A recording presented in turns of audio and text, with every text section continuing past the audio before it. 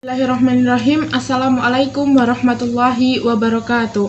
Sebelumnya perkenalkan, saya Astuti Mewulandari dari program studi psikologi kelas B dengan NIM 21108010085. Di sini saya akan mempresentasikan hasil lesson saya mengenai ibadah yang diantaranya terdapat pengertian ibadah, pembagian ibadah, fungsi ibadah, dan prinsip ibadah. Baik, pengertian dari ibadah. Ibadah berasal dari bahasa Arab yaitu ibadatun yang biasa diartikan taat, tunduk, patuh, hina, dan pengabdian. Sedangkan secara istilah, ibadah adalah sebutan yang mencakup seluruh apa yang dicintai dan diridhoi Allah Subhanahu wa taala, baik berupa ucapan maupun perbuatan yang zahir maupun batin. Ibnu Taimiyah mengartikan ibadah adalah sebagai puncak ketaatan dan ketundukan yang di dalamnya terdapat unsur cinta, dan unsur cinta itu yang sangat tinggi adalah penghambaan diri. Maka dari itu, seseorang belum dikatakan beribadah kepada Allah kecuali bila ia mencintai Allah Subhanahu wa taala melebihi cintanya kepada selain Allah Subhanahu wa taala. Sedangkan menurut Himpunan Putusan Tarjih Muhammadiyah pada halaman 278, definisi ibadah adalah mendekatkan diri kepada Allah Subhanahu wa taala dengan melaksanakan segala perintahnya dan menjauhi segala larangannya. Menurut Syed Qutb, ibadah yang menjadi tujuan keberadaan manusia atau yang merupakan tugas utama umat manusia adalah lebih luas dari komprehensif daripada sekedar pelaksanaan simbol-simbol. Hakikat ibadah bukan hanya sekedar melaksanakan perintahnya dan menjauhi larangannya, tetapi hakikat ibadah tercermin dalam masalah pokok. Di antaranya, pertama, mengokohkan konsep penghambaan kepada Allah di dalam diri. Maksudnya, kita harus mengokohkan perasaan kita bahwa di sana ada hamba dan ada Rob. Ada hamba yang beribadah dan ada Rob yang disembah. Hanya ada satu Rob dan semua makhluk merupakan hambanya.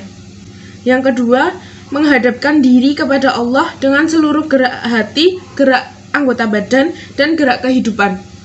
Maksudnya di sini adalah semua itu hanya dihadapkan kepada Allah Subhanahu wa taala semata, seraya melepaskan segala perasaan lain dan melepaskan segala konsep kecuali konsep penghambaan kepada Allah. Yusuf Qaradawi mengemukakan bahwa ibadah merupakan kewajiban dari apa yang disyariatkan Allah Subhanahu wa taala yang disampaikan oleh para rasulnya dalam bentuk perintah dan larangan, dan kewajiban itu muncul dari lubuk hati orang yang mencintai Allah Subhanahu wa taala. Selanjutnya adalah pembagian ibadah. Ibadah dibagi menjadi dua, yaitu ibadah mahdoh atau ibadah khusus dan ibadah ghairu mahdoh atau ibadah yang umum. Yang pertama ibadah mahdoh, yaitu ibadah khusus atau ibadah yang telah ditetapkan oleh Allah dari tingkat, tata cara, dan perintah-perintahnya, perincian-perinciannya. Ibadah khusus sudah tercantum jelas di Al-Quran dan As-Sunnah, sehingga ibadah ini tidak bisa sembarangan dilakukan. Ibadah yang termasuk dalam ibadah mahdoh diantaranya toharoh yang meliputi wudhu, tayamum, mandi besar, dan lain-lain, dan sholat, zakat, puasa, haji, dan umroh. Keberadaan ibadah mahdoh ini merupakan otoritas wahyu, jadi tidak boleh ditetapkan oleh akal maupun logika. Tata caranya harus mengikuti Al-Quran dan As-Sunnah serta apa yang telah diajarkan oleh Rasulullah SAW. Ibadah ghairu mahdoh atau ibadah umum, yaitu segala perbuatan baik yang dilakukan dengan niat semata-mata hanya untuk mengharap ridho dari Allah Subhanahu wa Ta'ala. Adapun yang termasuk dalam ibadah ini adalah berdakwah, melakukan amar ma'ruf nahi mungkar atau mengajak kepada kebaikan dan mencegah kemungkaran, belajar atau menuntut ilmu, tolong menolong, dan lain sebagainya.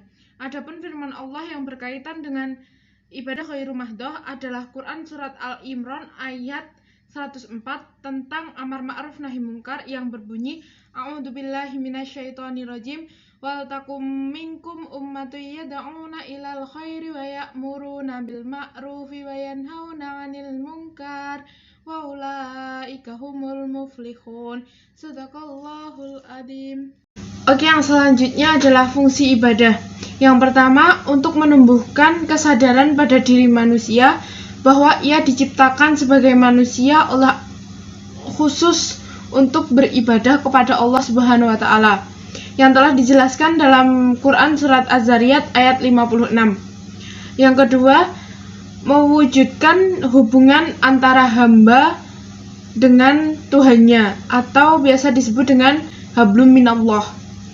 Hal ini dapat dilakukan melalui muqarabah atau sikap merasa selalu dalam pengawasan Allah Subhanahu wa Ta'ala, dan juga dapat dilakukan dengan khadlu, yaitu sikap tunduk kepada Allah Subhanahu wa Ta'ala. Yang ketiga yaitu mendidik mental dan menjadikan manusia ingat akan kewajibannya. Dan yang terakhir, melatih diri untuk disiplin. Bahasan yang terakhir yaitu tentang prinsip ibadah.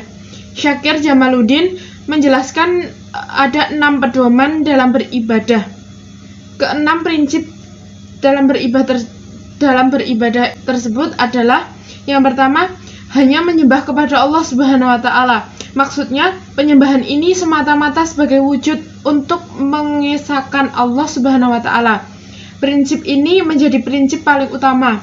Hal ini ditegaskan oleh Allah dalam Quran Surat Al-Fatihah ayat 5 yang berbunyi, A'udzubillahi minasyaitonirrajim, Iyyaka na'budu wa iyyaka nasta'in, yang artinya hanya kepada Engkaulah kami menyembah dan hanya kepada Engkaulah kami memohon pertolongan.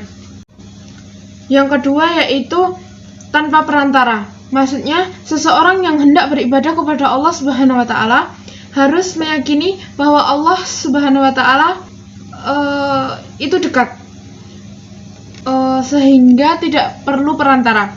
Allah juga menegaskan bahwa Ia selalu bersama hambanya dimanapun dan kapanpun.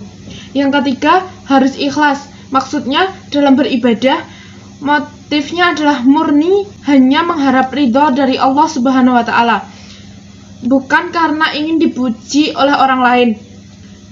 Keikhlasan harus ada dalam seluruh ibadah, karena keikhlasan inilah jiwa dalam ibadah. Yang keempat adalah harus sesuai dengan tuntunan. Yang kelima, seimbang, yaitu seimbang antara unsur jasmani dan unsur rohani. Jangan sampai ibadah yang dilakukan itu berat sebelah. Terlalu mengejar akhirat itu juga tidak baik, apalagi terlalu mengejar dunia.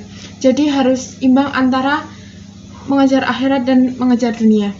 Yang terakhir yaitu mudah dan meringankan.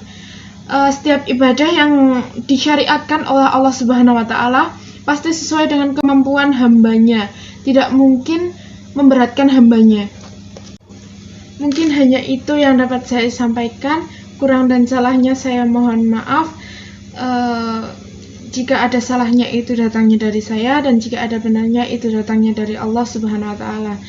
Undur maqala walatan durman qala. Syukran. Wassalamualaikum warahmatullahi wabarakatuh.